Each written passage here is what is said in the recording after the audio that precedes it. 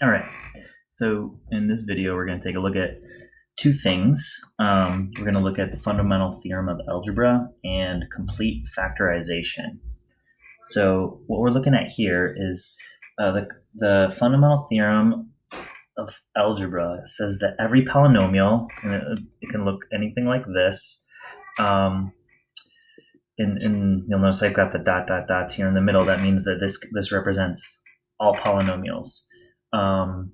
Linear, quadratic, cubic, quartic, quintic, etc., etc., etc. What it says is every polynomial with complex coefficients has at least one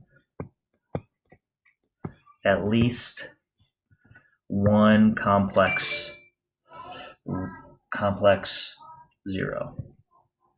And the reason is because first thing to understand is that a complex number is something written like this, real plus imaginary part, right? Well, suppose that your coefficient of your imaginary part is 0.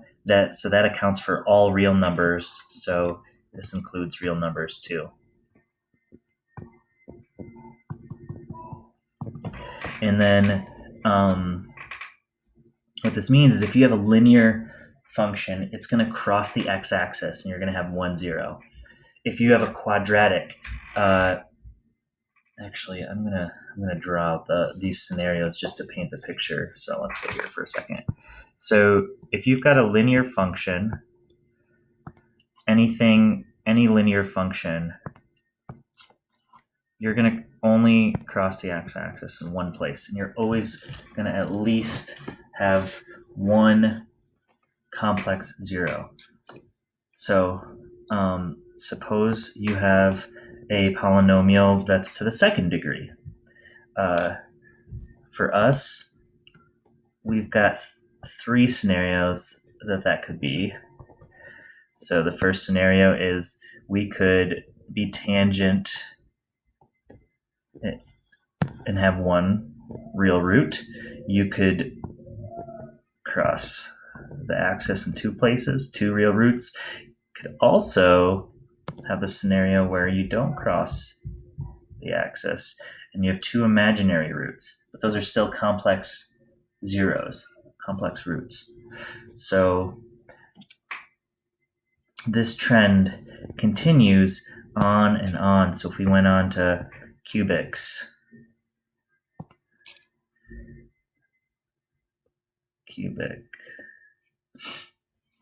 you're always going to have at least one complex 0. And that's the fundamental theorem of algebra. So let's get rid of this window. Now, why is this important? In the slides and in ClickUp, I give you information about the complete factorization theorem. And the complete factorization theorem utilizes 1, the fundamental theorem of algebra, but 2, something called the factor theorem, which we talked about the other day, I believe. Either that or it's in your ClickUp. But we're going to see how this can get us into something called complete factorization.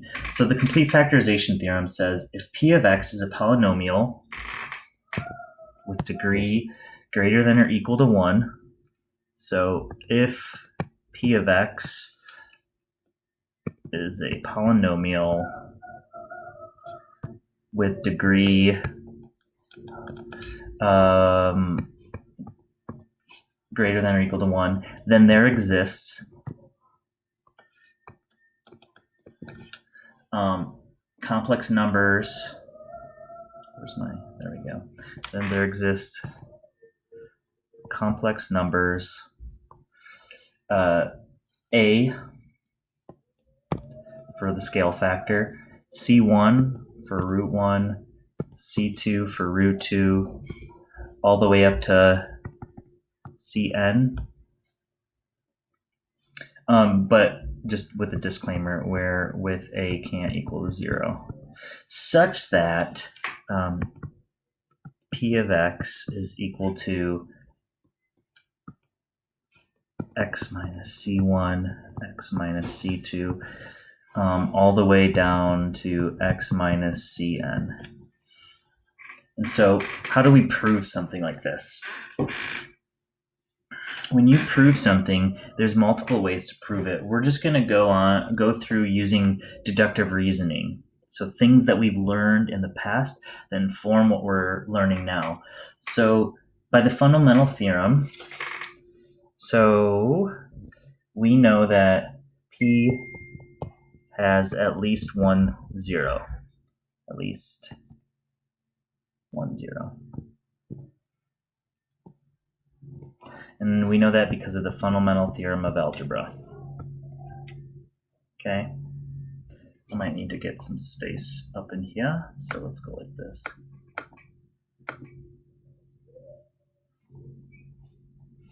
Jeez, what have I done?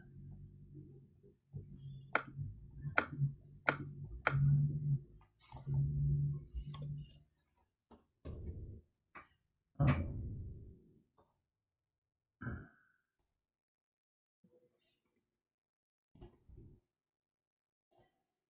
Actually, why don't I just do this? Let's get rid of that for now. P has at least one zero. Fundamental Theorem of Algebra. So let's call that zero C1. Okay? And the reason that we're using not discrete numbers, we're using these variables, is so that we can generalize this for any circumstance. So by the factor theorem, P of x can be factored as, so P of x can be factored as x minus C1 times, we're going to say quotient 1. And this is from the factor theorem.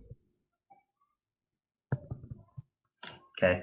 And what we need to note here is that Q1 of x is 1 degree less than P because we've taken out 1 degree of x. So Q1 of x is of degree n minus 1. Okay, applying the fundamental theorem to the quotient, we can then do that. We can do this again. So we know that P of x is going to be x minus c1 times x minus c2 times q2 of x because of the fundamental theorem and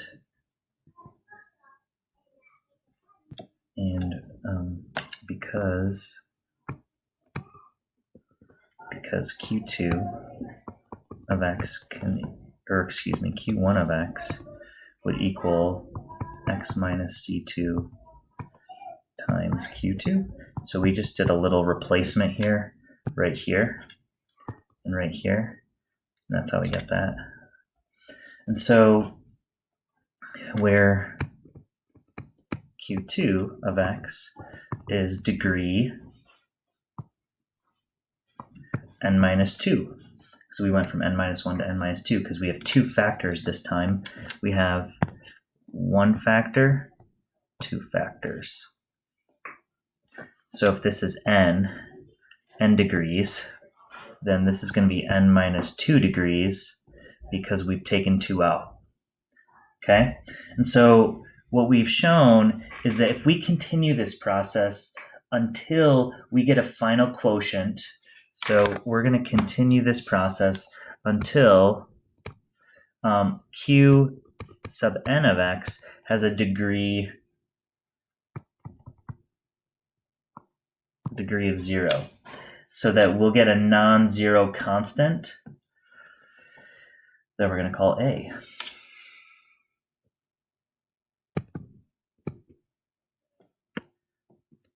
Get a final quotient, a non-zero constant that we'll call a. And so what happens is then we then factor our polynomial into, we're going to put the a out front, x minus c1, x minus c2, all the way down to the nth term. And we've just demonstrated the complete factorization theorem. So normally when you end a proof, you put like a square at the end, or you write QED. If you see any fancy math proofs, forget what QED stands for. Quod erit demonstrandum, that which has to be demonstrated.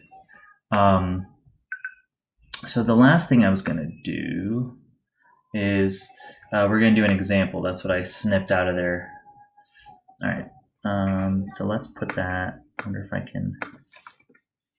Of course, it pastes it up there. Maybe if I can just. So I can paste it up there. Let's just go to a different page, and hopefully I can wrap this up for you guys. Get a couple pages, go back up here, paste. Okay, so we have this polynomial, the cubic. We want to find the zeros, and we want to do a complete factorization. So we need to use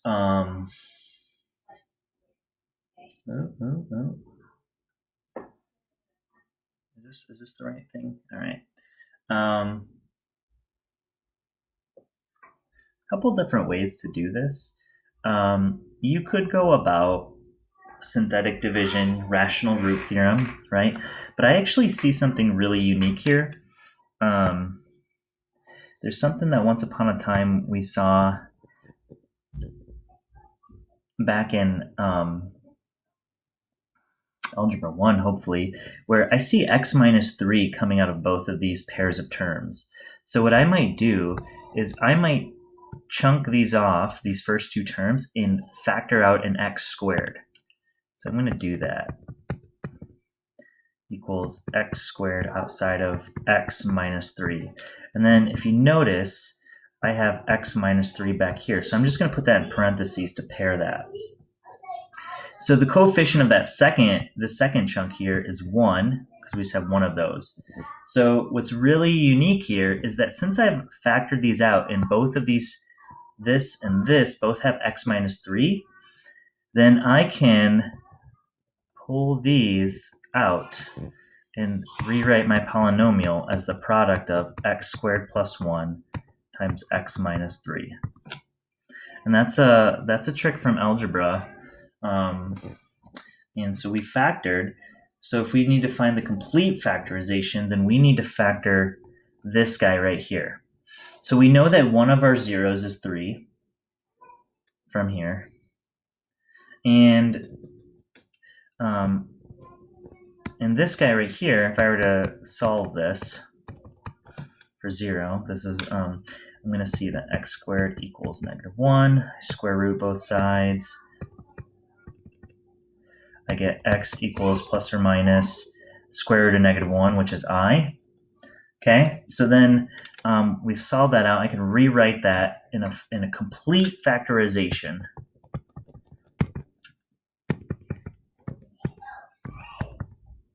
X minus I, and then x minus a -I. So I'm going to write x plus I. And then these two guys are conjugate pairs, which we're going to talk about in the next video.